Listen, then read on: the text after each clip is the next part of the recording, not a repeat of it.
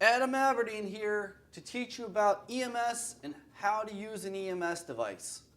EMS stands for electronic muscle stimulation.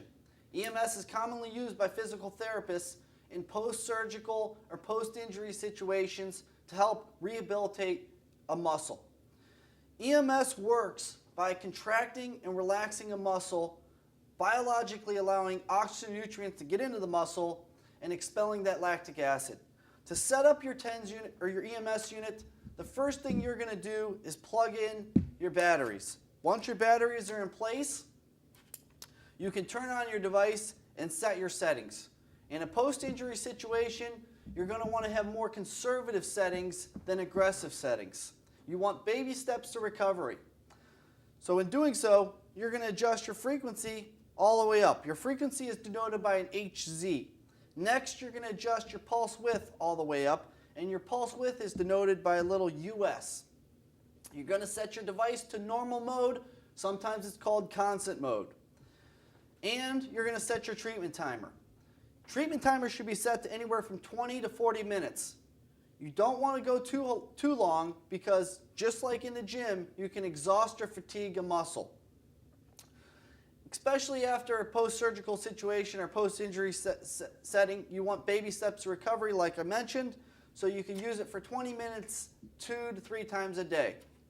Once all your settings are set up on the interior, you can close your device, turn off your device, your settings will be memorized, and you can now plug in your lead wires, like so. Your lead wires then plug in to your electrodes. The pigtails go into the pins, and then your electrodes can be placed on the body. Typically, they're placed right on the treatment site of the injury or on the muscle you're trying to treat. 2 things to keep in mind with your electrodes is make sure they're not touching and make sure they're not too far spread apart. If they're too far spread apart, you'll dilute your current. Always try to use both channels in operating your EMS device. That means 4 pads on the body at once. Once all 4 pads are in place, you can turn your device back on and you can now set your intensity. On this particular EMS device, because it's a true digital device, all your intensity and setting knobs are behind the door. Other EMS devices have intensity dials at the tops of the device. Your intensity should be set to an aggressive, strong level, but not too strong. After about 20 minutes, your body will adjust to it, and you can turn your intensity up from there. Do note, your EMS device has multiple settings.